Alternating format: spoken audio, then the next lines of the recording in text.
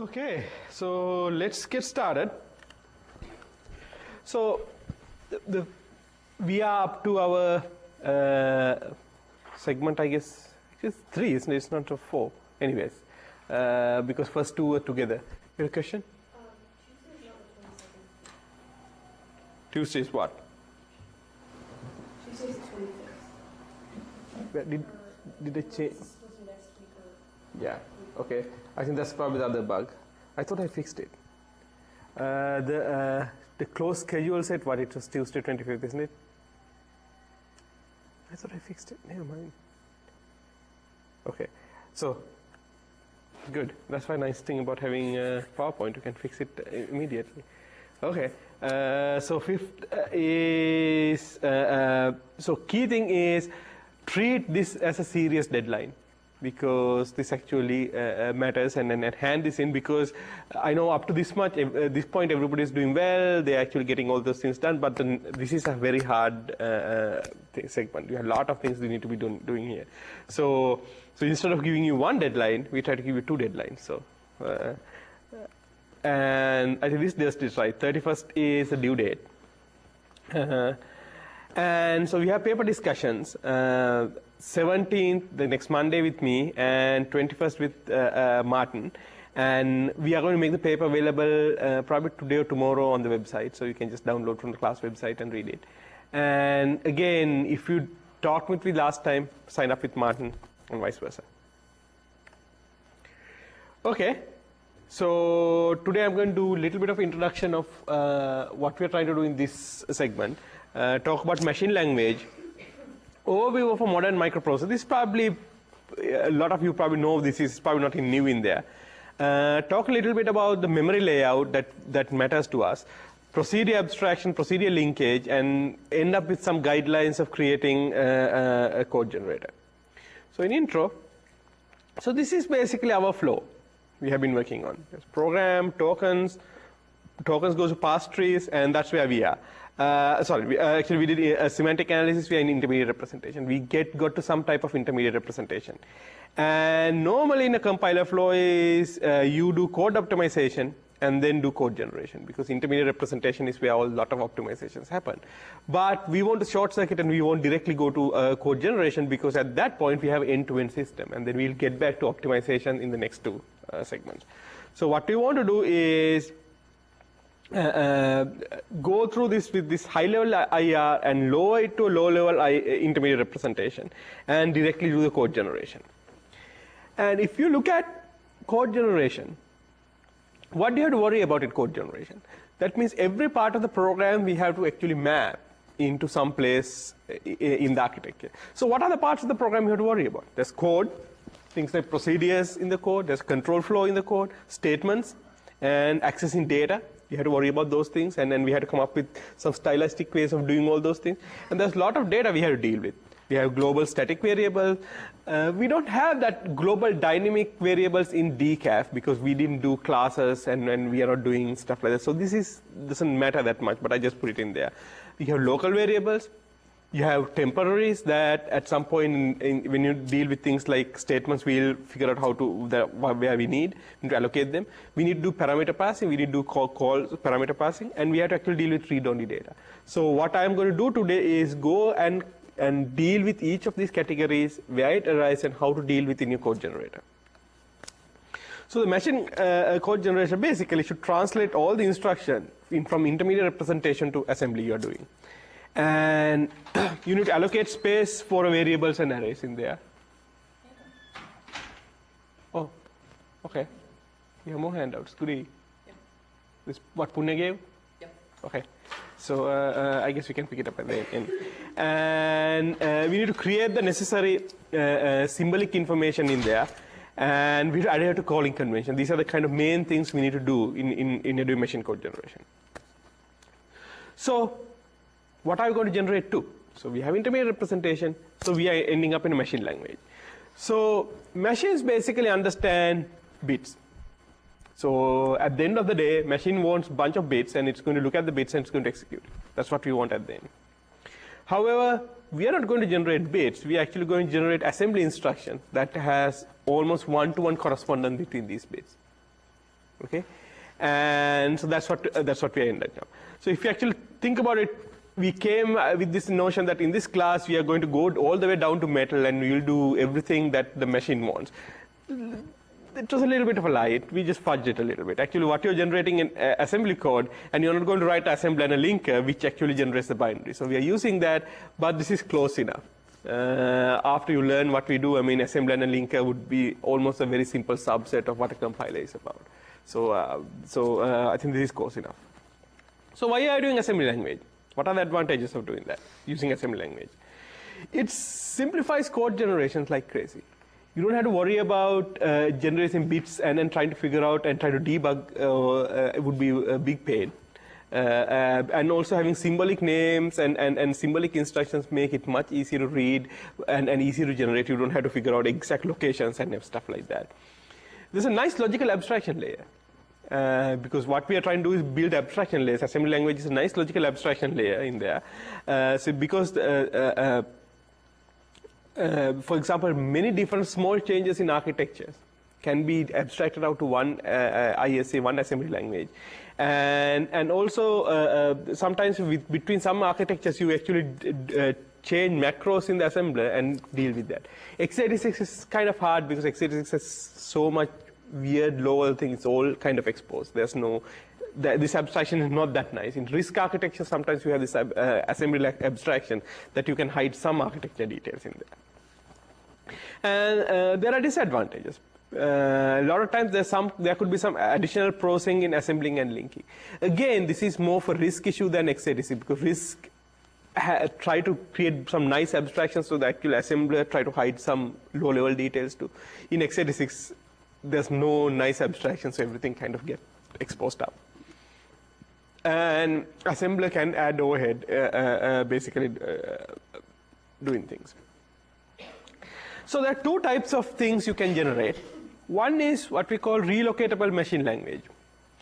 So what that means is all addresses in there are represented with some kind of symbols, or there's some relocation information available to the link loader that when linker, when you especially when you load, you can actually move that piece of code anywhere in memory and relocate that.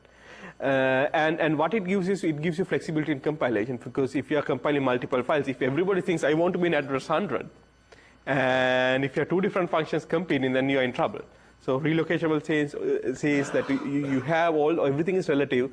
So if two different functions get recompiled separately, they can kind of come find its own space and go in there. So it's at multiple level. First in the linker level when you're combining things, and then loader level because the two different libraries get loaded, and they might have to put in different spaces. And then you can do absolute machine language. Especially there are some areas in memory, especially things like kernel, where you have to be in absolute address. The addresses mean something, and at that point you actually hard code the addresses and say this address do that. But when you're doing things like interrupts and device drivers, you have to do that. You have to actually hard code things. The addresses mean things. Whereas in this class, in what we're generating, we actually do relocatable stuff. So this is a little bit of a primer for assembly. I mean, all of you guys probably understand assembly, do you? Okay, I don't have to spend that much time going through assembly. x86 assembly is weird. It's a very complex language, and the key thing what we're trying to do is, even though we are using x86, don't go crazy on it, because in x86 anything and everything has instruction available in the architecture, but don't use them, because right now it might be fun, but when you go to optimization, you'll suffer the pain dealing with all those things, different weird cases. So just stay with focus, stay with the simple things we are giving. So I think that's the key thing. I mean, what I would say is go through this segment and the next one, probably next two also staying in there, and probably last segment, and when you go to the compiler derby, you just can just go crazy. I mean, if you want to just go crazy and try to do if you want to do a string copy, there's one instruction that will copy a string from one to another instead of having 50 instructions. You can do all those crazy things, but not now. Just work with the simple subset we give. So what happens in this assembly at some point get mapped into some file, object file. We are not really going, you're not trying to look into object file that much, but it's good to know what's in the object file. We are using files that are in called ELF format files.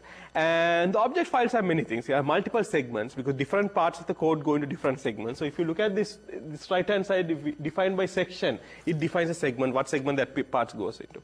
And it has other information like symbolic information that's needed for debugging, relocation information that's needed to relocate a thing, also procedure linkage information. So when it knows when you're calling a procedure where to call and where to link things.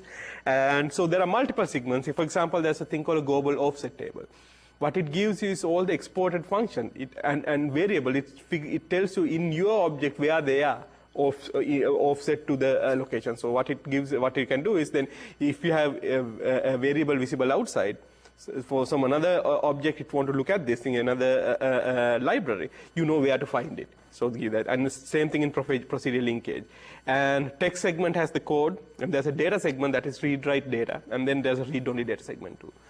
So this segment table has a lot of other segments that are very complicated in debug information, but we only right now concentrating on text segment. We don't even want to, because we want to simplify the life. So at the end of the day, we are trying to map from this high-level language into a machine. So it's always good to go and review what a machine is, what are the things in there. And I'm especially doing this with respect to x86-64. We are actually going through a switch. Last couple of years, we generated code for MIPS machines. They're very nice RISC architectures, except MIPS, it seemed to be a dying breed. And so we had a lot of thought, where should you go generate code? And then there's one camp says still generate MIPS and run on a simulator. And I was very adamant that at the end of the day, it would be nice for you guys to run on a real machine, so you know actually how it works on a real metal than on some kind of simulator. So we chose x86-64 for a few reasons. Seemed to be a prevalent architecture. It seems like everybody has at least x86. And we didn't choose x86 because x86 has very little registers. So at some point, doing things like register allocation is a very complicated thing in x86. So x86-64 seemed to have more registers, so that's one big reason, and it seemed to be a little bit more uniform in there. So the key thing is x86-64, even though it's uniform and more registers, it's almost a superset. It has the entire baggage in x86 too. So the key thing is kind of ignore those things and kind of focus on a simple architecture and going forward. So I want to ask a question from you guys. So this is new. The machine just arrived about 3 days ago. We just managed to just get the thing working. Did Punya give you account information yet?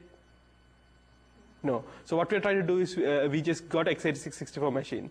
And it's actually running Linux, and we will give each group account. We just create the account, and he just have to give you passwords.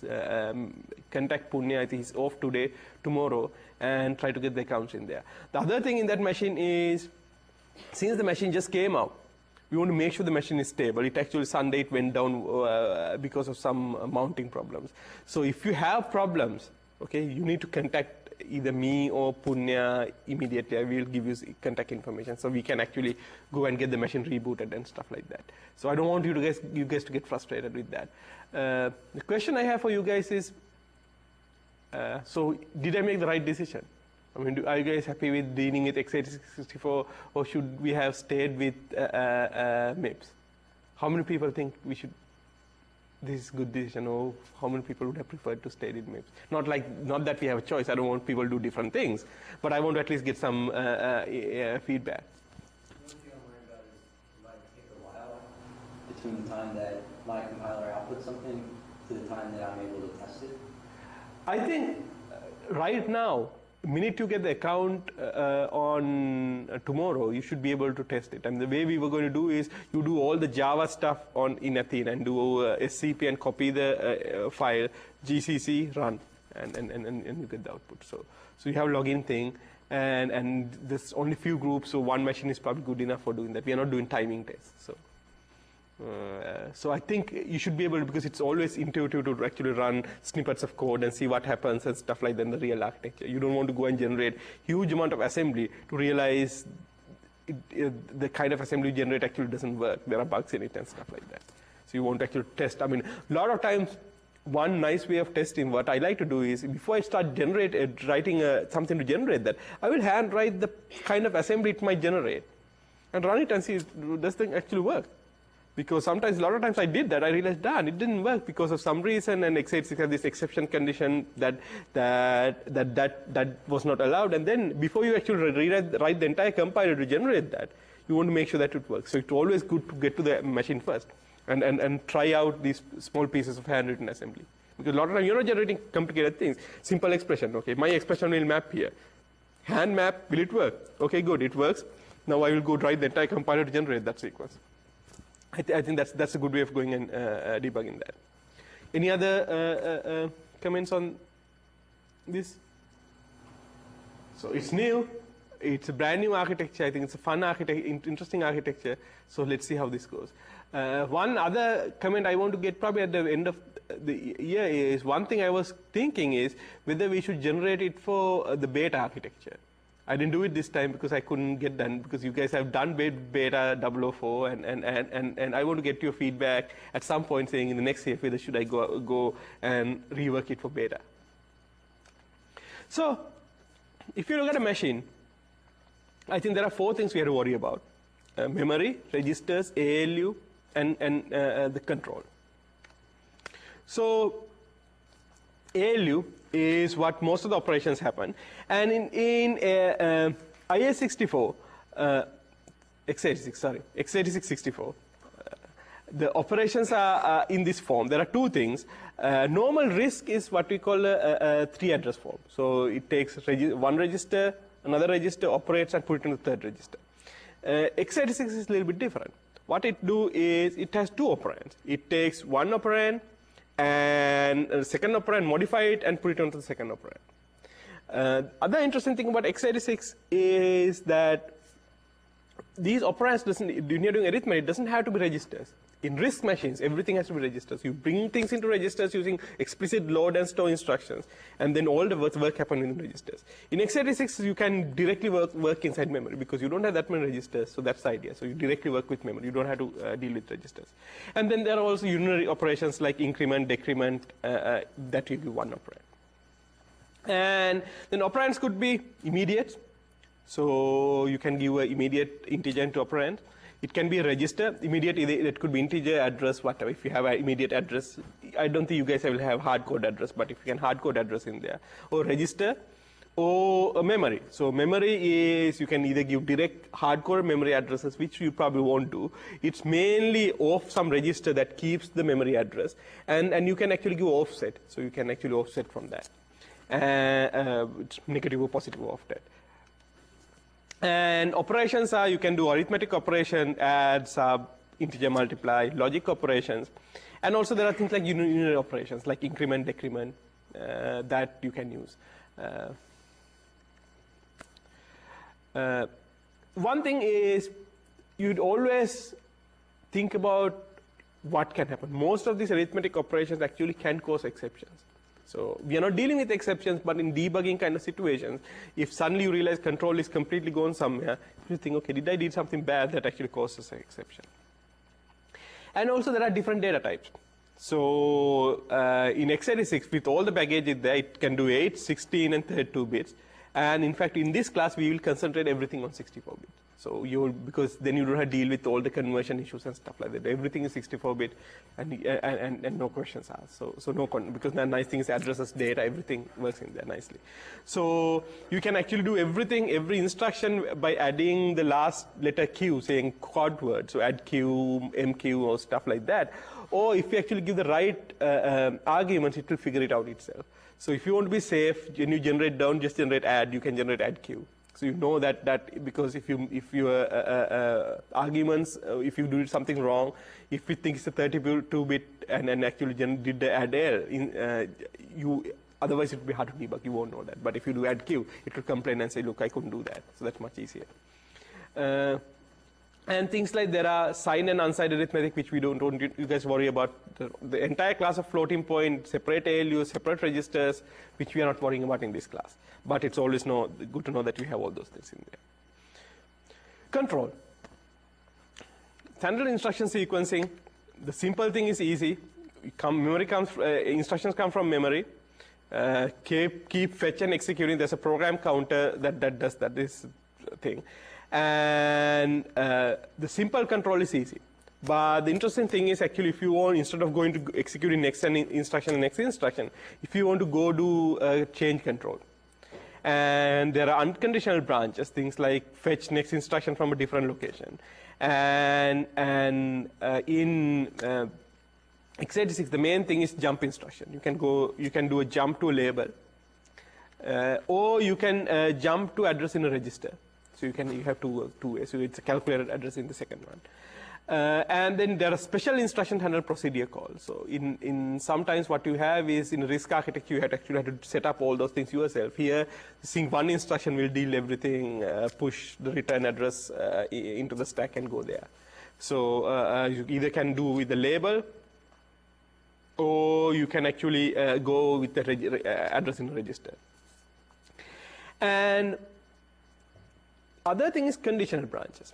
Conditional branches is in x86 done a little bit different from RISC. RISC architectures has an operation that gives you both registers to do the condition and the target. So it says branch if greater than or equal to 2 registers, you do the comparison, and then if the branch is true, go to the target. So it's a single instruction.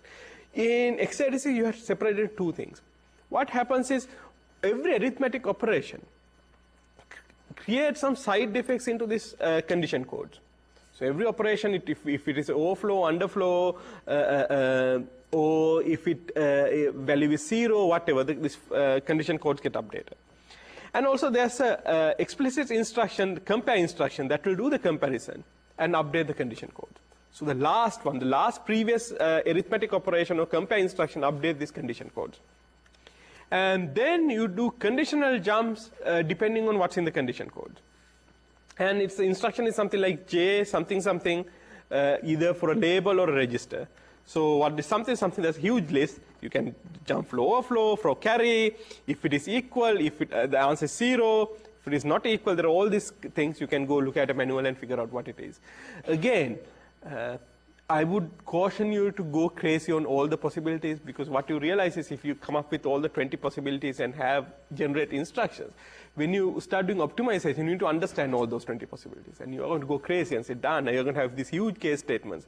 Minimal instruction set generated now makes your life a lot easier in optimization. Because at that point, your case statements are going to be much easier, much simpler, because you only have to understand few things. So even though there's many, just don't go crazy. Just do the fewest possible thing and then go on. And then there are exception control transfers that you don't have to worry about that much. Traps, exceptions. There are a lot of in this basically the operating system will take care of, save the current context and go to a trap handler. Most of this code is written in assembly, and for our purposes, it just looks like either assembly written or some system calls that deal with that. So the compiler doesn't have to worry about most of these things, especially at least ours. So here's a question. There are a lot of different types of control flow you have. Jumps, calls, jump from registers, conditional jumps. When would we use each of these in our compiler? When would we use a jump to a label?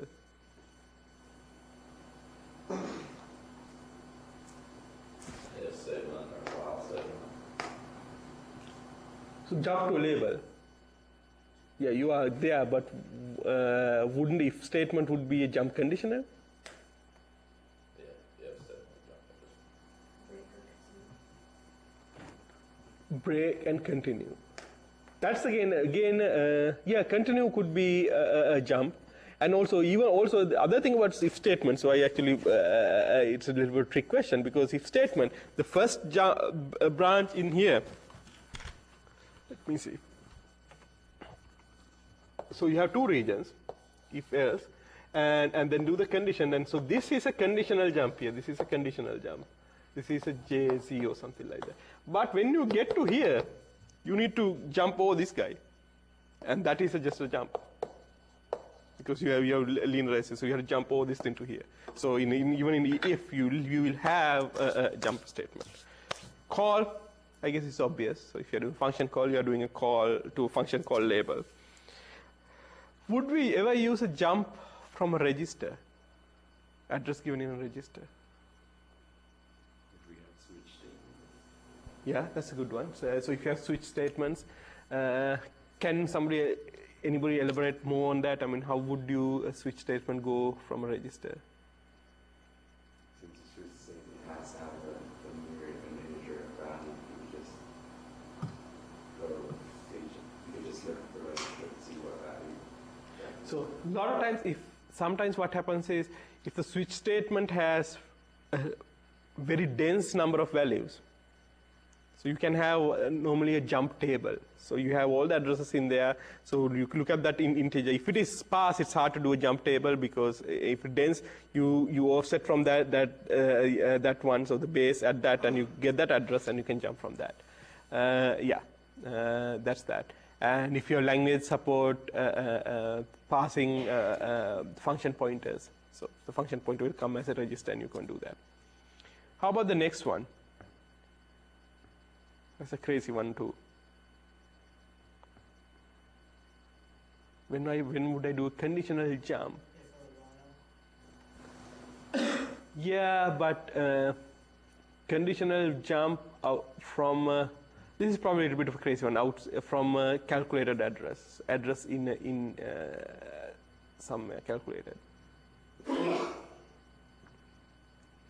These kind of things come in things like method dispatch type stuff, because if you are doing something like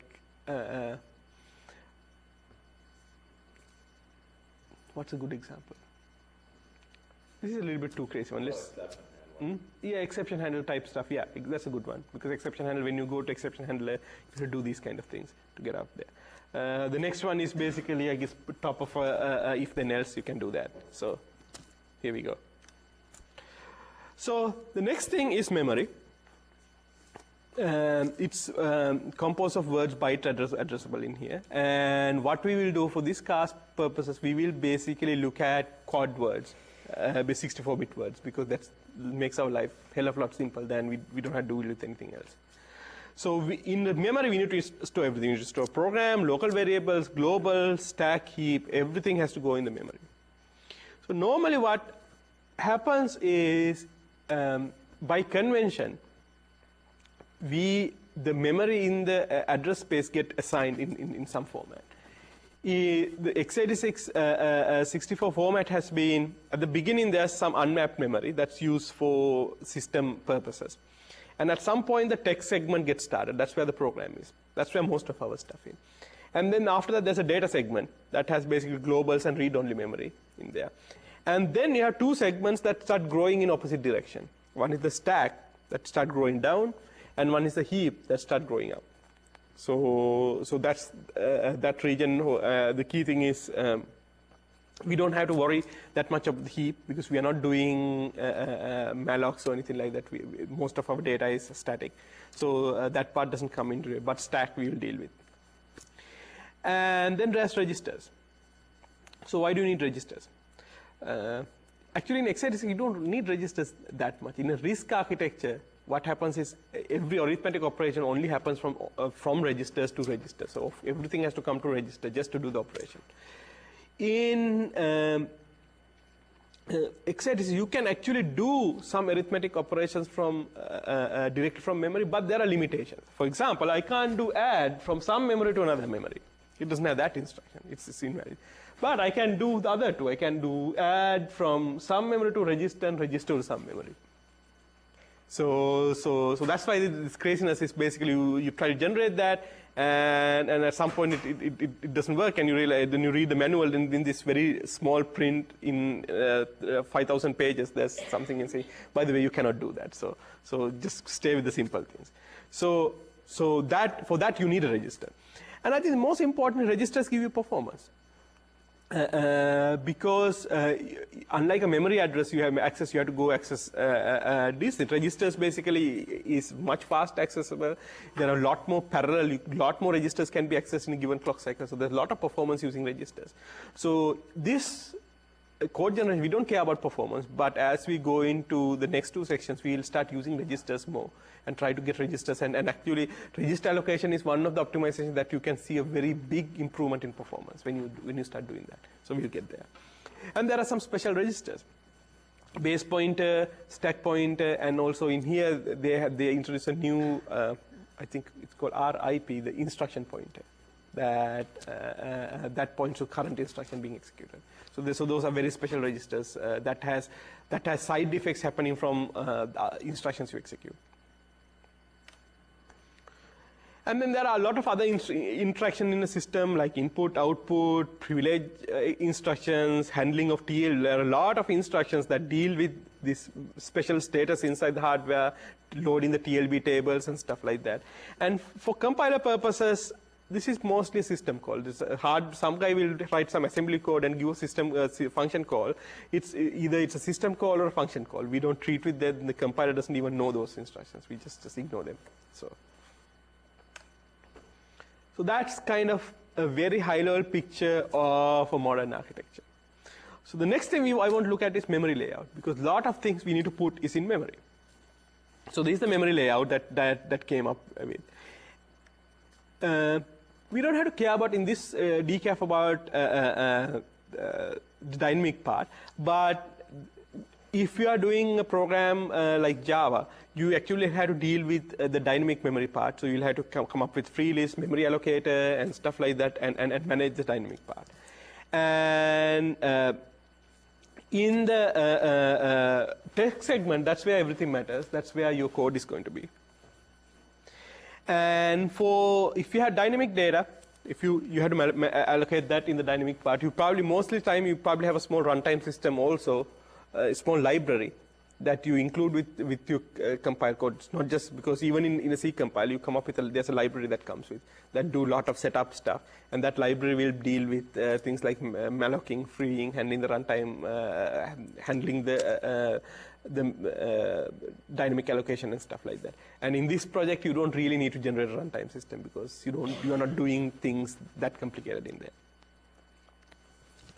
So the next thing is allocating read-only data. So you have a bunch of data that's only read-only.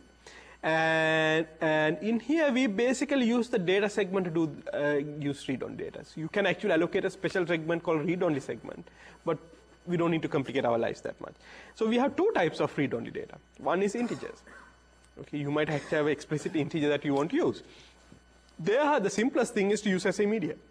Just don't worry about putting it anywhere special place. Just use it as immediate, put it into the instruction, and you are done. So here there's $5 and $16. There are two integers you want to do, and you just immediately hard code the thing into the immediates. In x86 you can put a 64-bit number in there if you want to hard code it, and you are set. And the other thing is string data. So you want to printf a string in there.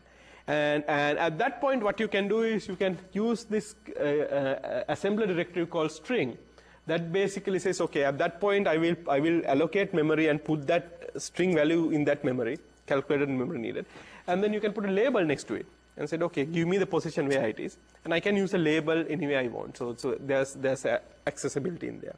So by using that label, I can get access to that read-only data. The thing about the text segment is it's marked read-only. You can't write to that because you don't want people to write it on your code. So it's read-only thing, but you can do that. So by doing that, you can actually deal with read-only data. Then the other type of global data you want to do is global variables. That, what you want to do is we want to use, there's a directive in the assembly called the com directive. The com directive lets you allocate regions in the data segment. Okay, so the com directive comes with the com and the name of so you can get a symbol name. So it has to be a unique symbol name, and you give the size, saying how much, and alignment. How do you want to align? Otherwise, they will try to pack them. And if it's byte aligned, so if you want to do, I think this is if you want to do aligned by 4 bytes or aligned by 8 bytes, you just give that number. And x86, it doesn't matter because except for performance, x86 internally there are all these conventions. Some alignment gives better performance than others. So it's always good to be aligned in the largest convention and lose space.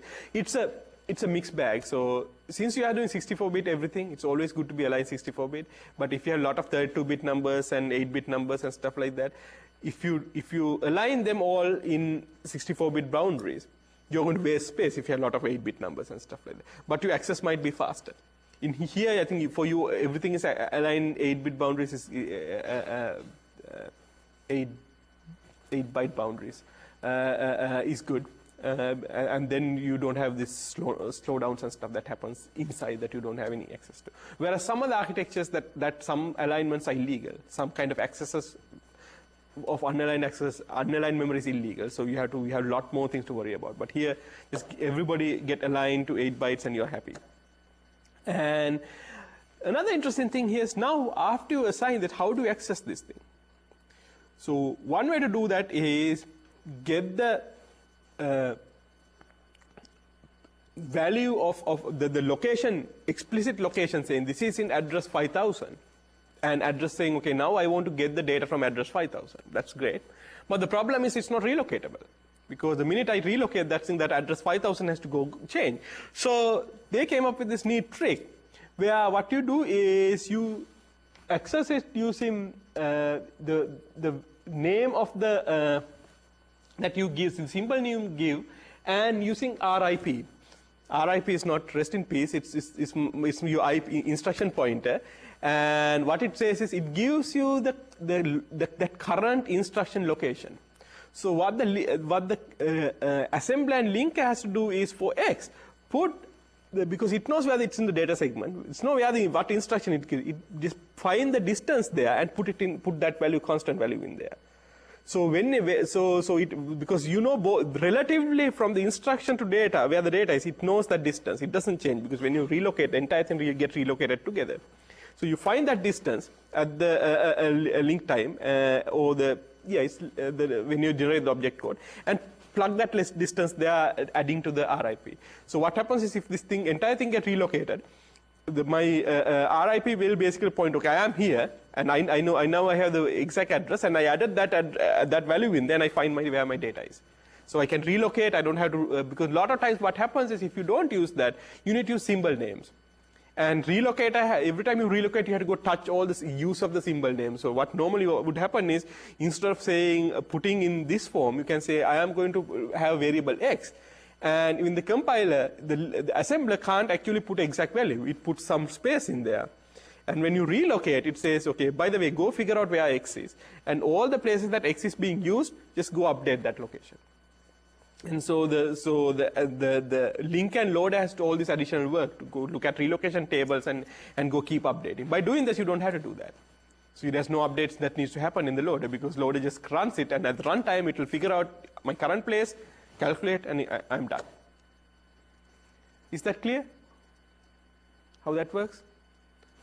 Simple, and then the assembler and linker will take care of all distance. You don't have to do that. And another nice thing about doing that is when you use COMX, when you go to the debugger, you can actually see the symbol. You don't see just byte offset and stuff. You can actually look at the symbol, and it helps you debug. So now we have global static variables also. So that's mainly about memory. And the next interesting thing is procedure abstraction. So in procedures, this is one very nice thing that we have come up to basically deal with many weirdnesses going on inside the system. Because if you don't, because the thing is, either you can agree on everything. Every compiler, I have to agree on exactly what you do everywhere. That's very hard because you need to give freedom for different systems, different people doing that. But if you give freedom, it doesn't really, you can't interpret. And here what happens is we came up with this set of agreements that involve architecture, operating system, and compiler, and where people have to interact and say, okay, these are the things where people have to interact. And if you are doing that, you have to follow this covenant. And because of doing that, you can actually get access to system-wide facilities, things like storage, flow control, interrupts, interface between many different things, and everybody can coexist because those things have a very well-defined interface.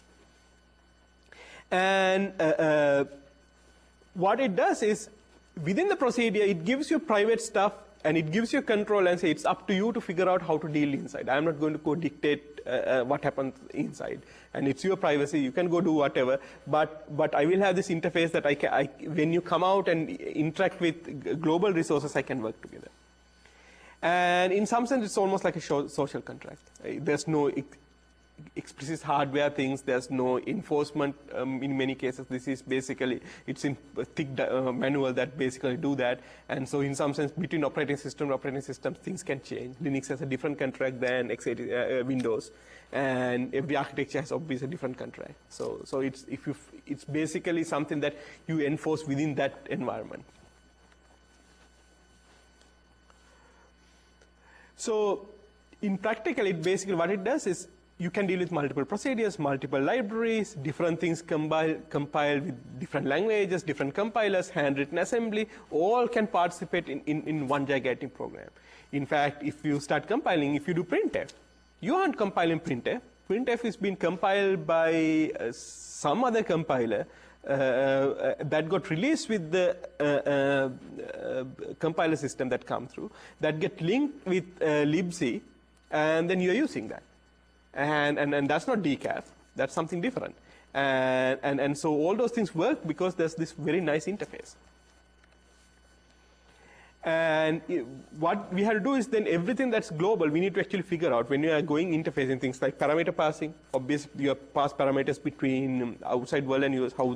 What's the convention there? Registers, stack, calling convention, all those things have to worry about. In fact, we have a simplified calling convention for decaf. So what that really means is you cannot directly call from decaf to a libc function. So what Punya is going to give you is he's going to give a wrapper function that basically deals with that. Because the calling conventions has all these additional weird rules of where the return address comes and some part comes in registers. I'll get that detailed. So instead of coming up with this very complex calling convention, we give you a very simple calling convention. So what that means is when you're calling functions, you actually have to go to the right calling convention. So one main thing calling convention does is you do parameter passing. So you pass, between call and call, you pass some parameters. So there are three ways of doing this. One is call by reference. So what that means is I have some variable sitting in some location. Okay, when I pass that variable into a function call, they also see the same location. Okay, so when they read from the same location. Then they modify that same location. So they basically got ins to my variable in there. Okay, that's what call by reference. Call by value, on the other hand, say, okay, I am calling a function. What I will do is I will take my variable, I will copy it to your new location, and I will give it to you. And then you own it, and anything you do, I don't see changes. I have my own variable. You got a copy when I actually do the call, and you have that. The call by value result is kind of weird. The call by value result says when I'm actually calling, I will give you a copy. I have my variable. I don't give it to you. You go change your variable. You modify. You see your variable that you get pass as a argument, and then when you return, I will basically replace mine with the last value you had in with yours. So when he's running, there are two copies, but at the end of the day, it comes and modifies me again. So it's somewhere in between a reference and a value. So here's a question. So I have this small program, okay, that has one global variable a. I call a function foo, and foo has the local variable, basically argument b that it gets, and then I do these two operations. So if I do call by value at the end of this function, what should be in a? Yeah, because what happens is I copy 10 into this new location that has b, and I'm only modifying b. I'm not modifying a at all. Great. How about call by reference?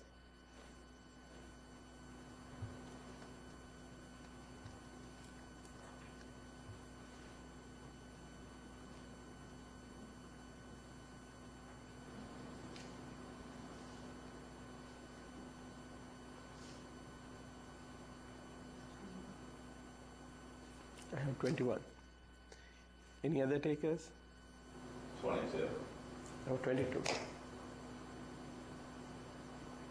Any other takers? Okay. How many people think 21? How many people think 22? Okay. So the easiest way to think about that is there's no difference between B and A. So replace B with A because it's all going to the same location. So what happens is then instead of B, you have A equals A plus 1. So it becomes 11. Then it becomes A equals A plus A. So it's become 22. Okay. How about value result?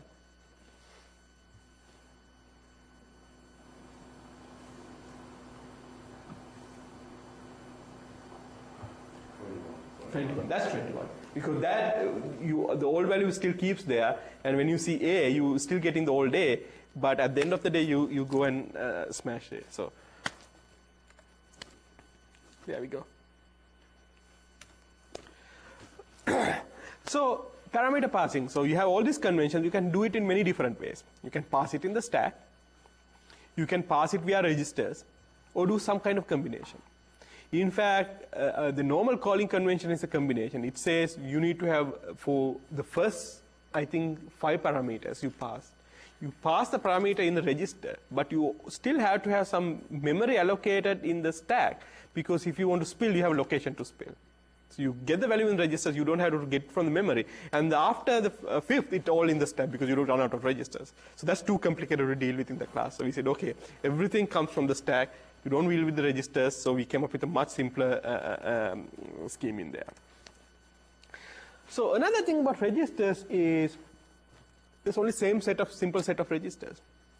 So what happened when you have a register and when you call a function? Because within a function, you own a register, all the registers, you manage them. But now, if I do a function call, what do I do to registers? There are 2 types of things in there. One is called caller saved and one is called callee saved. Okay?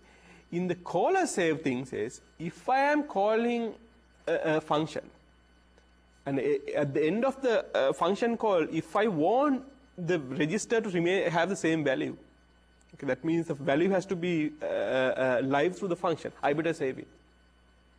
Because it's my duty. The function is to save my values through the call. Okay. Callee save says,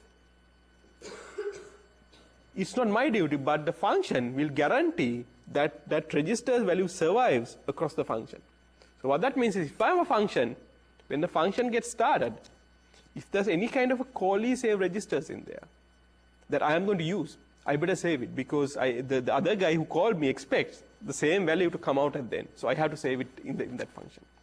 Okay? So there are 2 different conventions. Interesting thing is, what are the advantages of these 2? So assume you have half your registers at caller save, half of them are callee save. When would you use what?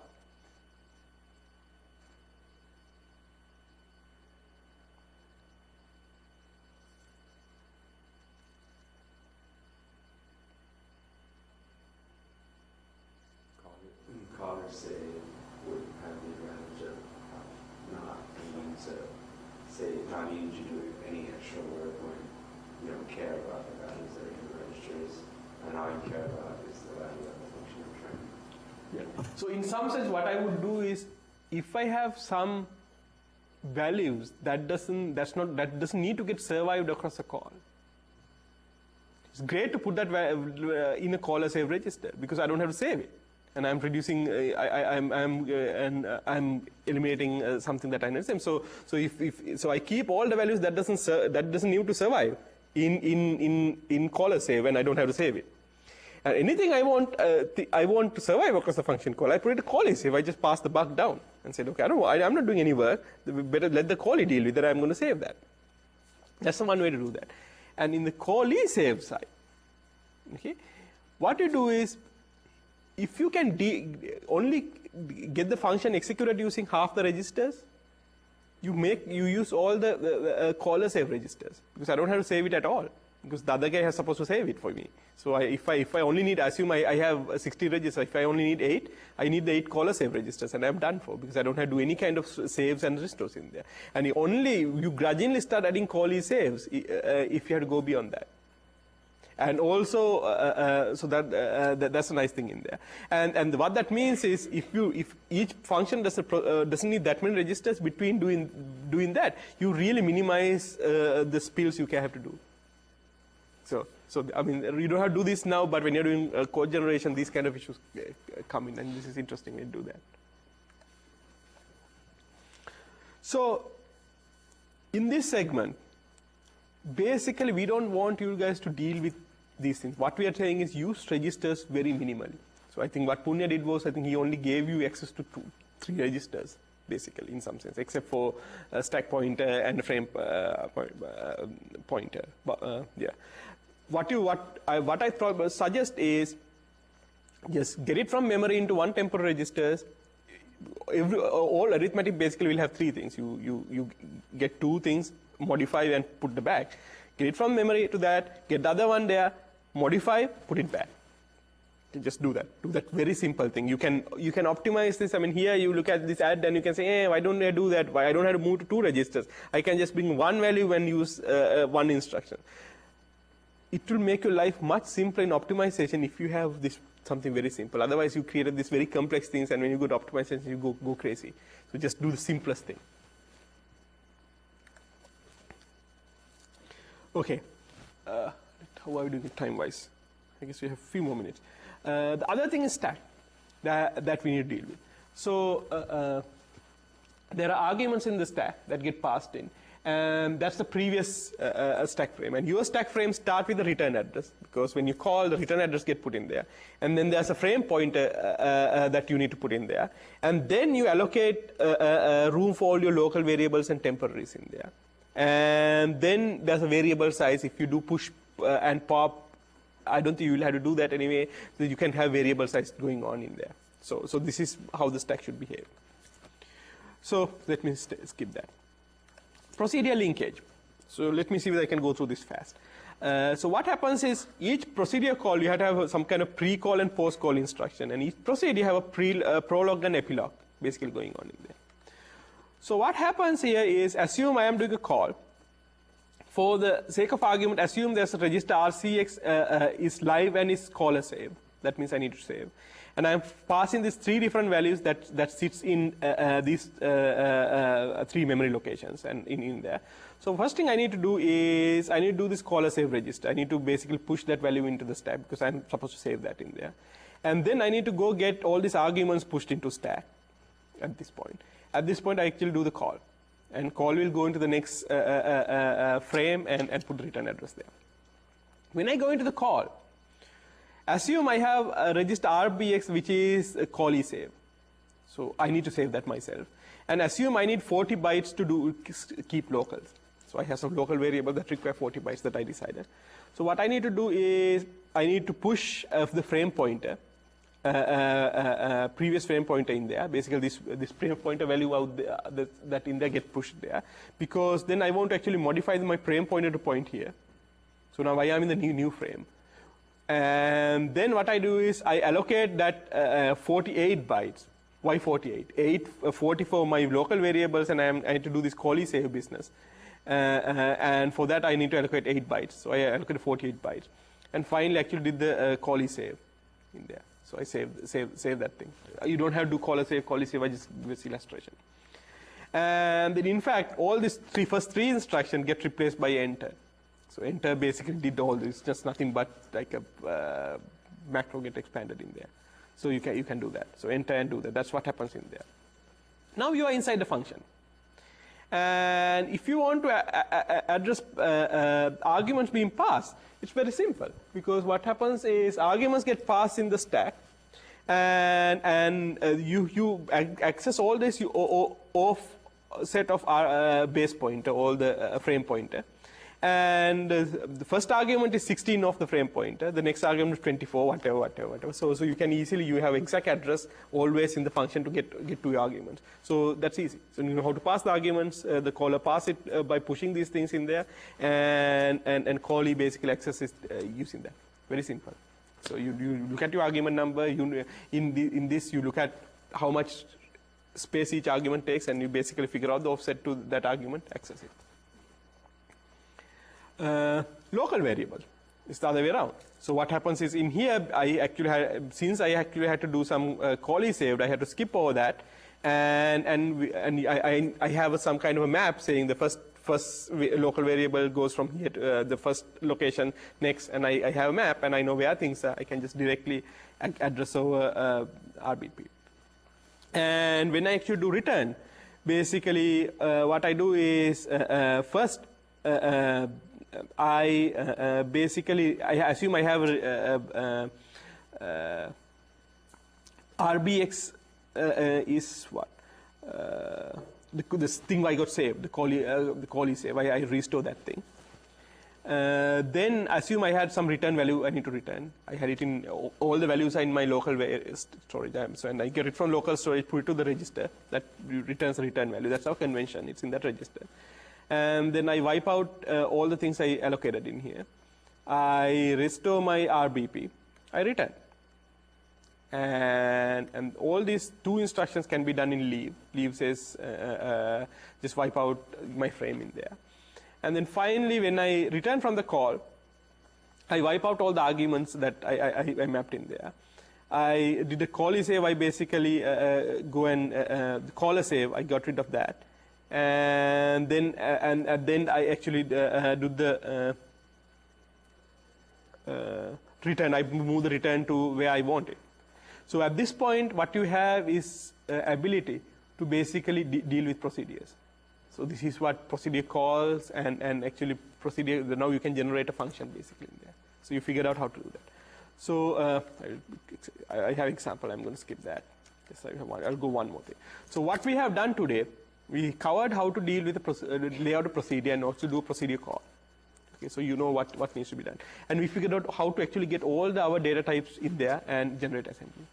So what I'm going to do next time is I will go a little bit into some high-level principles of writing a code generator and deal with all the control side. And at that point, you should be all set to go write your code generator. Okay.